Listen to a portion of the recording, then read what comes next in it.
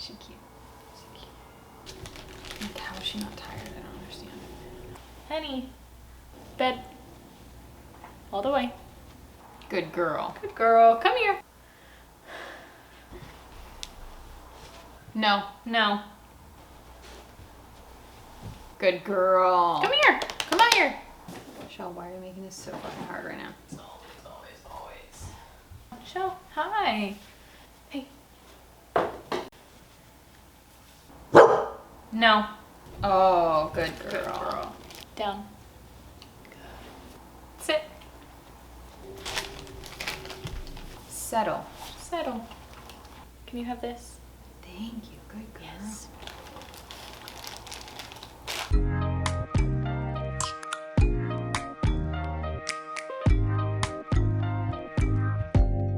Open up.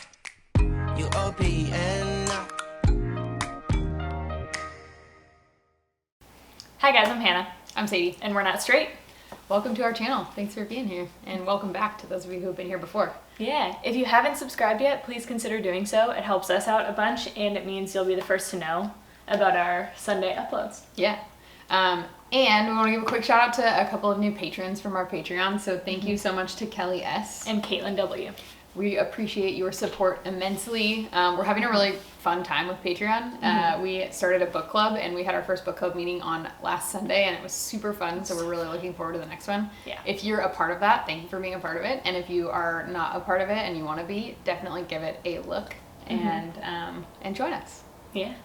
Okay, we're going to talk about sex for one more week before we take a short break. So let's live it up. Let's dive in. Yeah. Okay. This question is a really good one for the two of us. How to tell if you are a lesbian or bisexual? Question as old as time. Yes, a tale as old as time. I get this question a lot in the comments. People always ask, how do you know if you're a lesbian if you were with a man before and if you felt like you were in love with a man before?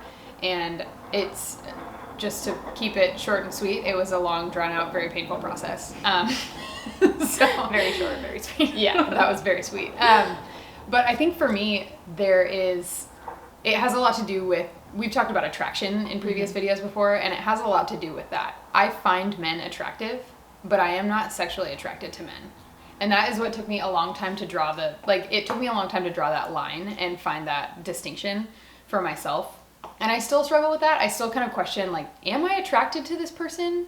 Do I find this person attractive? Would I want to sleep with this person? And for me, finding someone attractive and then immediately jumping to, yes, I find them attractive, I want to sleep to them, is not, it's not a linear experience for me.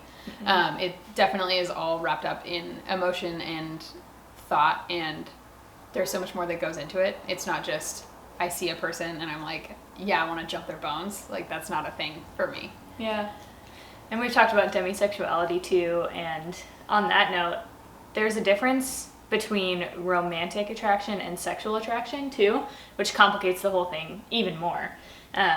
So I think of myself as bisexual and possibly homoromantic, but I'm not even sure yet.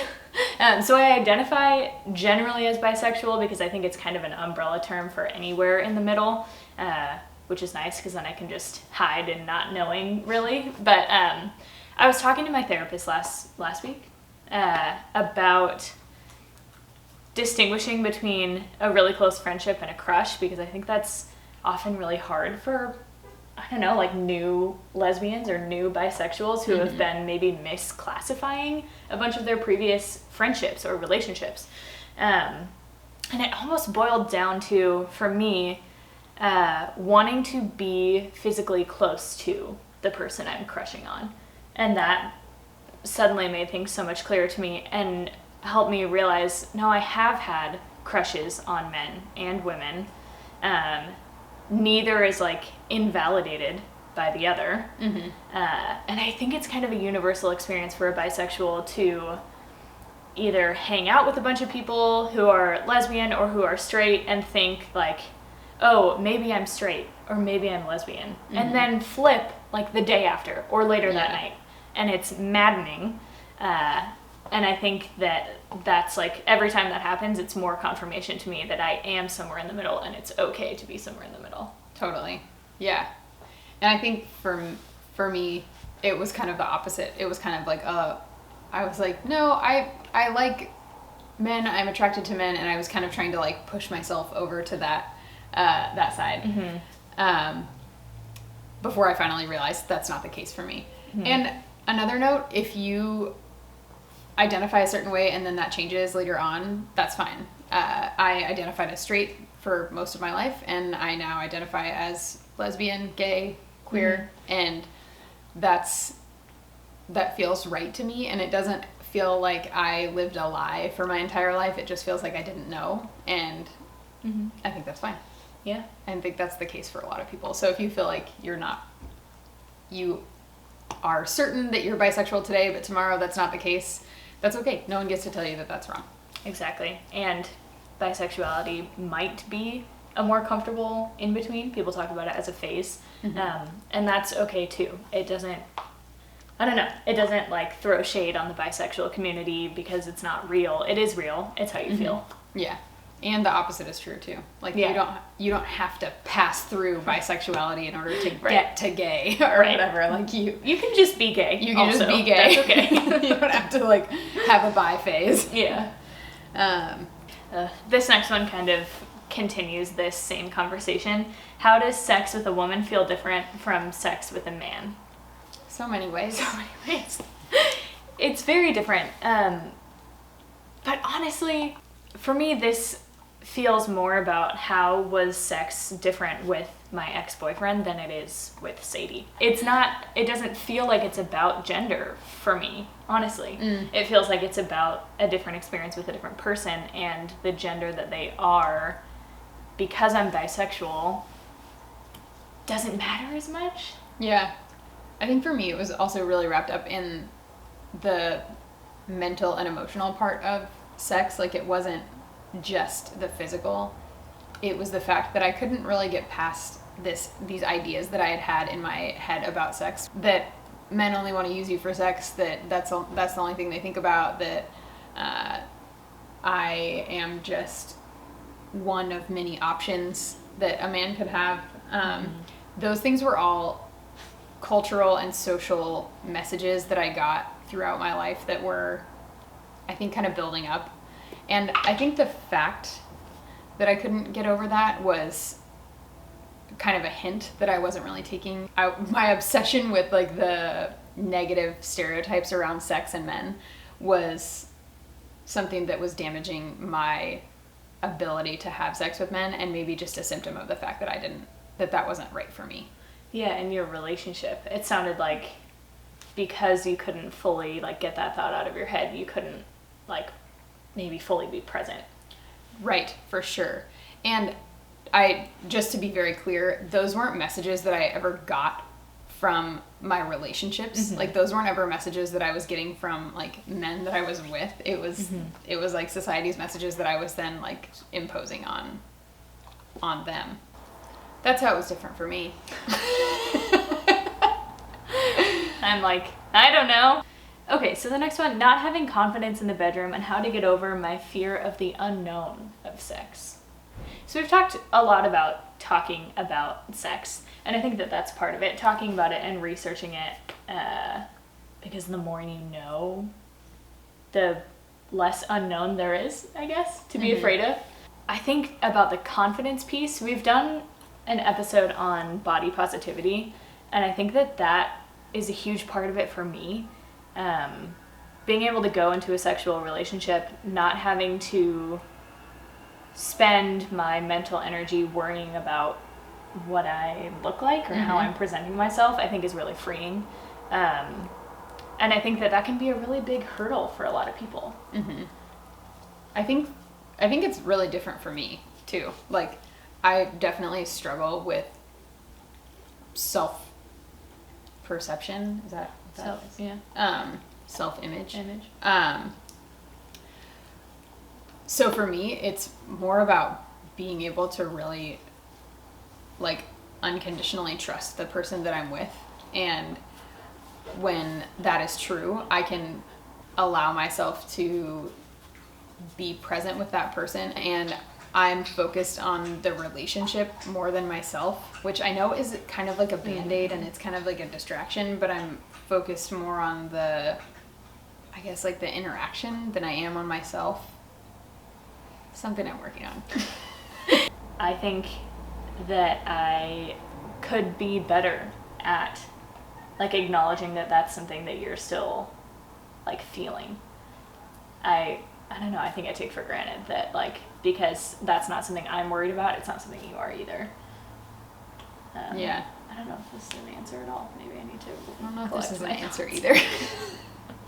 How do you? I think that's like I feel like that's where we're at though. I don't think that we have an answer for this. I think this is really something that we're working on. Yeah. And I think as two female identifying people who are also female presenting, like we get so much inundated with all of these messages about how we're supposed to look, and I mean, you guys know that so well. I don't need to tell you that, but that's, I guess, to emphasize the point that like I don't know. It is really hard, and sometimes it's painful, and sometimes it's in that like pain of being vulnerable and not knowing how to overcome self-consciousness and body image and maybe not knowing what you're doing. There can be like a lot of relational beauty in that, like when you are with the other person and you can like really rely on them and they can do the same for you. You build this profound trust that doesn't have anything to do with body image or society or other people's thoughts. It's like, okay, this is like who I am, real and raw, and I'm scared and I don't know what I'm doing. So yeah, I wonder if maybe honesty helps in those sort of situations too. And I know that you're kind of implying that, but stating your fears like outright is maybe a way to try to get them like a little bit out of your head and at least like into the open, so that one, of course, the person that you're with, your partner, is able to then like meet you there and understand, and two, they can help reassure you of how sexy you are and how much they want to be with you for who you are. And that seems like it could also be helpful, like hearing that echoed back to you. I don't know. I think it's helpful. I mean, it's helpful for me to hear when you, like when I share something like really vulnerable with you or that I'm like afraid of, and you kind of dispel that. Yeah. Without obviously invalidating my feelings. She always lets me feel how I feel, but states like the facts back to me or her perspective. And then it seems like maybe it can at least be like, well, this is just something I'm thinking. It's not even something that my partner's thinking. Right. Yeah. That can be really helpful, because oftentimes when I'm like, man, I look a certain way or whatever, Hannah must think that too. And she's like, no, I don't think that at all. I'm like, okay, so it's just me. Cool. Yeah. Well, and like, yeah, that sounds like it could be isolating, but hopefully it's. Yeah, I think when it's like a negative thought and you're like, man, I don't like the way X, Y, or Z is about myself, and the other person can give you kind of their perspective, which often is a counterbalance for that. I don't know. I think that brings me back down to earth and realize that that everybody has things that we're self-conscious about, and that we're not, just because I'm thinking about it doesn't mean that everybody is like looking at me and I'm on some sort of like invisible stage that everyone's staring at me from, you know? Yeah, I think we often see the best in our partners, so that can be a really powerful thing to speak out loud. Yeah. Yeah. And I think, okay, go watch our body positivity video, shameless plug for that video if you haven't yet. And I think there's something really beautiful in talking to yourself and about yourself the way you would talk about the person you're in love with. So that's a cool thought to play around with in your head too. Yeah. Why is masturbation so taboo for women? Or why is talking about masturbation so taboo for women? I have so many thoughts on this. I think it's largely so, talking about it is so taboo because it isn't the central piece of sex. Like, we live in a patriarchal society that has passed down centering men and maleness. in sex. So talking about masturbation or talking about, women in sex is kind of like the other part of that, but it's like not the central piece. So then it almost seems even more extreme to talk about a woman having pleasure without a man even present. That seems like almost worse Yes. than Yes. like a woman having pleasure while sex is happening with a man. Right. Because because you've taken out the central piece of it. You've taken out, this thing that represents maleness and men, and we know that men are not the only ones who have penises, but that's the representation. That's what that's the symbol. So many thoughts. I think also thinking about like lesbian porn, that being kind of like a voyeuristic experience for so many men, and wanting to watch women like, hey, make out, Yeah. Have any of you watched lesbian porn and thought like, this is realistic? Which I know porn never is. I get that. But the idea that even lesbian porn, which theoretically could be like for lesbian women and for people in female-female relationships, it's horrible. It's horrible. We've watched it before for research. And it was like for this video.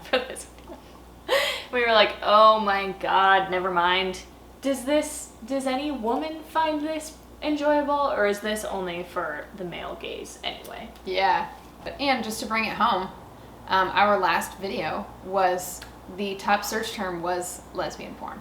So Lesbian sex. Lesbian sex, yeah.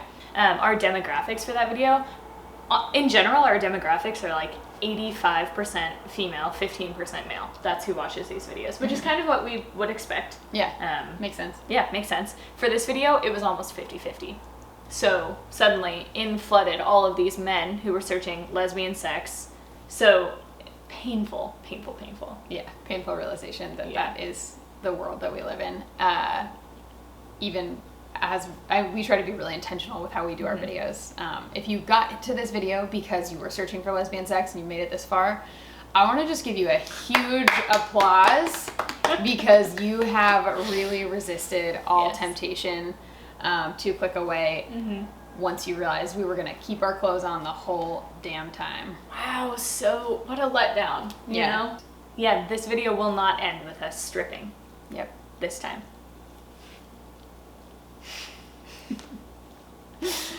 I feel like Debbie Downer on SNL. Wah, wah. So that's why I think we don't talk about lesbian. We talk Lesbian about lesbians all the masturbation. time. That's why we don't talk about female masturbation. So, okay, a note to you. If you're a woman, if you identify as a woman, and you are masturbating, and you have this shame that you're trying to get over, pro tip, every time you do it, think of it as like a fuck you to the patriarchy. And maybe that can help you like take a little of that power back, right?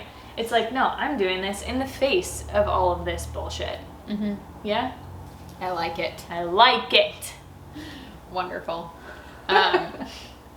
Cool. We did have a couple of other like really heavy hitting questions that we would love to come back to in the future that really kind of spoke to us and stood out, and so we'd like to revisit them. Yeah, so if we didn't answer your question, we might come back to it. Yeah, and thank you so much for all of your questions. They were really thought-provoking for us and provided a lot of really cool conversation for us. So just from a personal standpoint, thank you. And we hope that this is like as helpful for you guys to listen to as it is for us to talk about. Yeah. And hopefully you're having those conversations too. So yeah. So once again, we love you. Thank you. You're the best. And we'll see you on Friday. yeah, Okay. for music. Bye. Bye.